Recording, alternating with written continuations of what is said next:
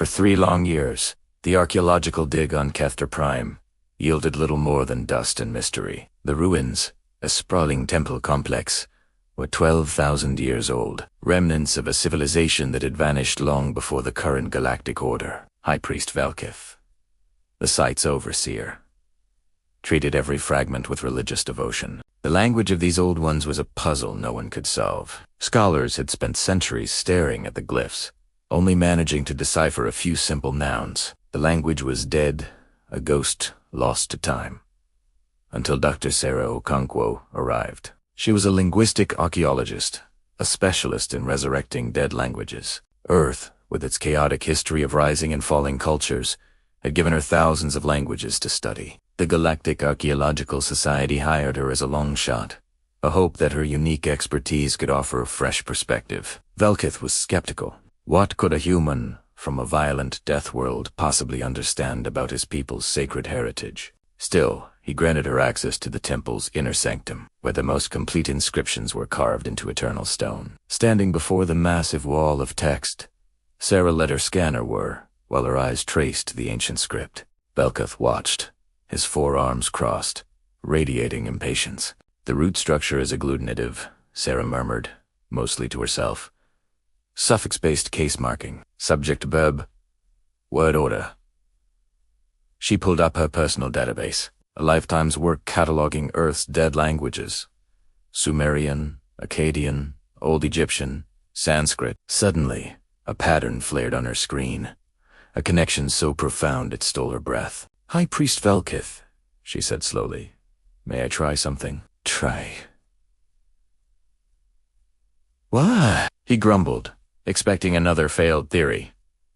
Sarah turned to the wall, took a deep breath, and spoke. The words that left her lips were not standard galactic. They were ancient, resonant syllables that seemed to hum in Velkith's very bones, triggering something deep and ancestral. She was reading the inscription, out loud. In the old tongue, the ceremonial staff Velkith had held for decades slipped from his grasp and clattered on the stone floor. Impossible, he whispered. Sarah continued reading, her pronunciation careful but confident, turning centuries of academic debate into clear, complex sentences. She was speaking the language of his gods. How? Velkith's voice cracked. That dialect, no living being has spoken those words in 120 centuries. Sarah stopped. It's not exact, she admitted.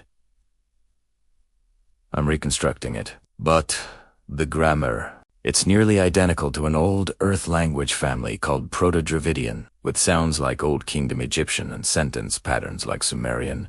I don't understand, Velkith said, bewildered.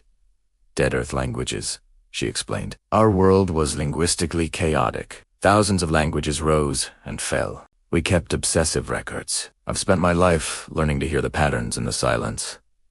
Velkith retrieved his staff with a shaking hand. You retelling me the sacred tongue of the first builders survived on a planet halfway across the galaxy? Not survived, Sarah corrected gently. Converged, independent development, following similar linguistic pathways. Our brains, despite being different species, seem to follow certain patterns when creating language. She pointed back to the wall. And this isn't just a prayer.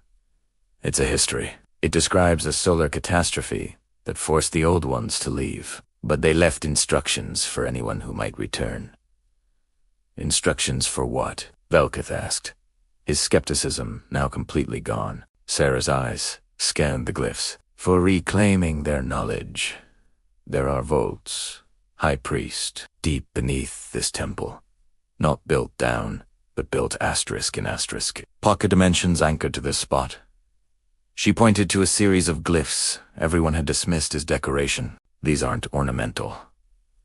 They're activation codes, spoken codes. In the old tongue? The weight of millennia pressed down on Vel. His entire faith was built on this mystery, and now this human was offering the key. Can you speak the invocation? He asked, his voice trembling. Sarah met his gaze. Primera, ka, ine.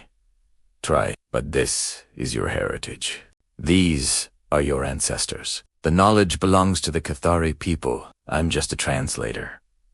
Velketh looked at this woman who had resurrected a language from its grave because her own world was so full of them. Dr. Okonkwo, he said formally, I would be honored if you would speak the words of the old ones.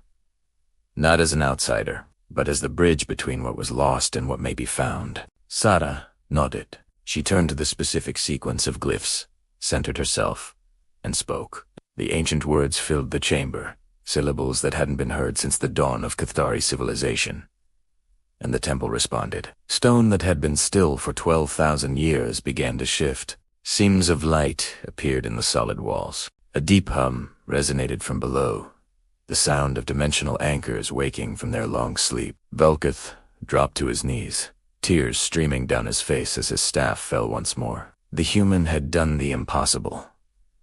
She had spoken to the gods, and they had answered.